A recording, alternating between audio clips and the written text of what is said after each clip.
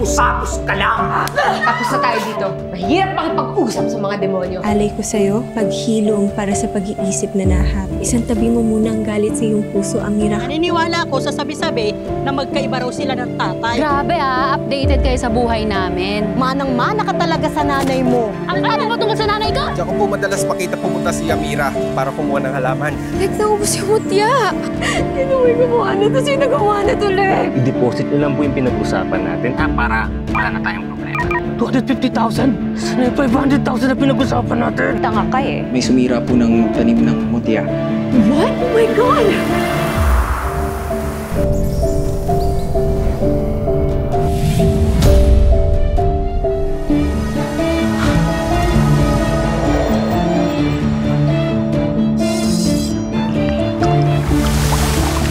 Maria Makiling, tulungan mo ko.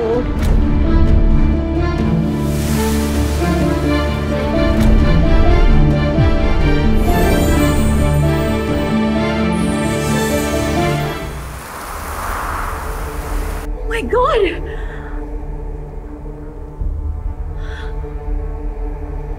Ma'am Portia, yung lahat ng kailangan mo, nandito na sa telepono. Sige po, isi-send ko na. Pero i-deposit nyo lang po yung pinag-usapan natin para wala na tayong problema. Ang malangyan niya. Portia, okay ka lang? Ayos? Franco, fix this! We did our part! Gumalaw ka naman!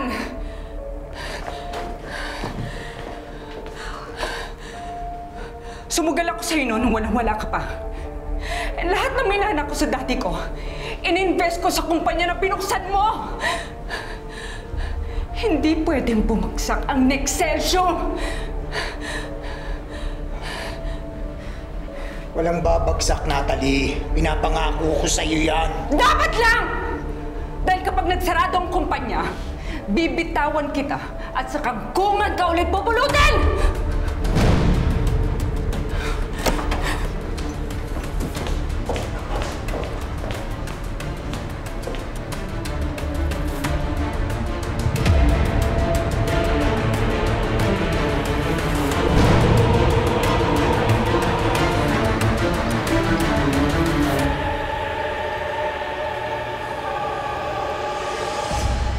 Ayusin mo yung kalat mo, ha? Otherwise, palimutan mo na ang pagiging CEO ng Nexcelsior. Sagot! Yes, Dad.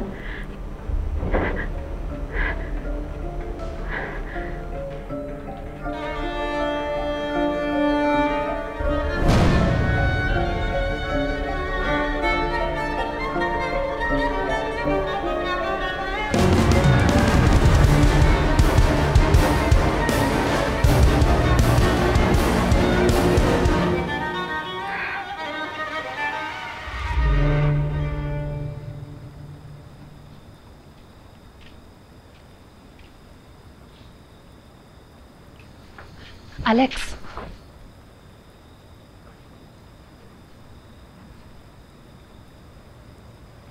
Ano nangyari?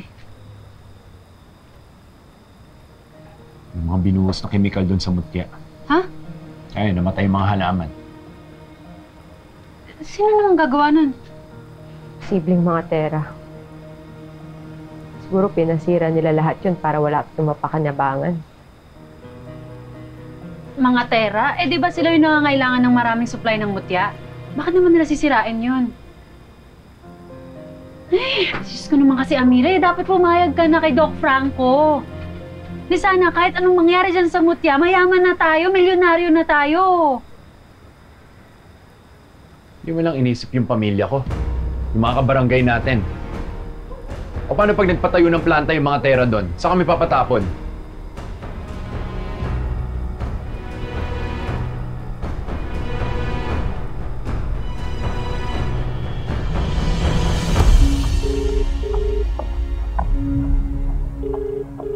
Neil! Anong katangahan to? Sinira mo yung taniman ng mutya! Eh, ang tanga mo. Ano? Ikaw din. Isa ka pa.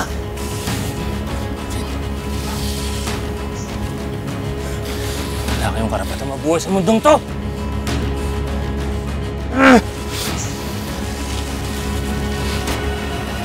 Dito may araw pa rin! Hindi ka sumunod sa usapan? Masisisi mo ba ako? Sino ngayon yung tanga? At ito ang malupit. Di pa tayo tapos.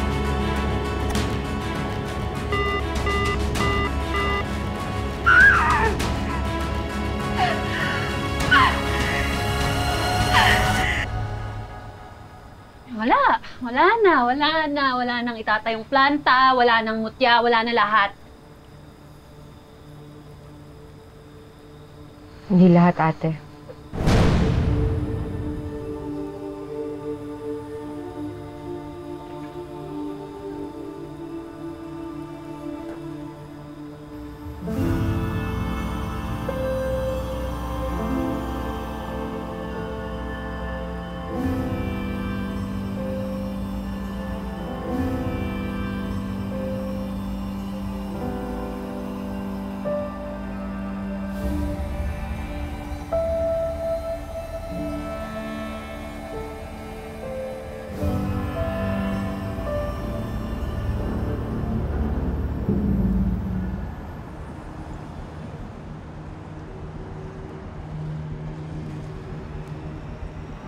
Ano kung sinasabi mo na may natitira pang halamang mutya?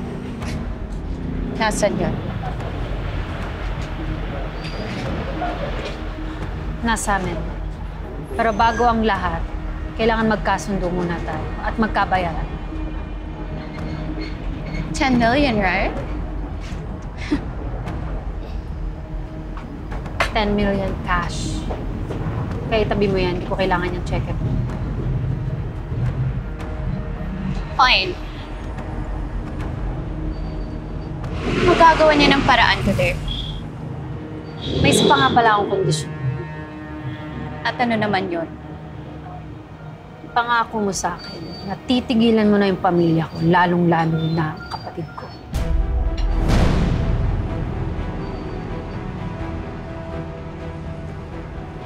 Akala ko naman kung nung hihingin mo. Fine. Consider it done. Just make sure na tutupad ka rin sa usapan natin. Because believe me, you don't want to make an enemy out of me.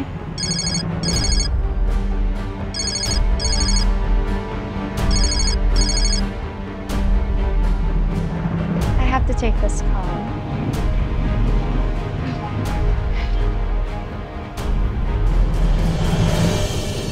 Hello, Dad.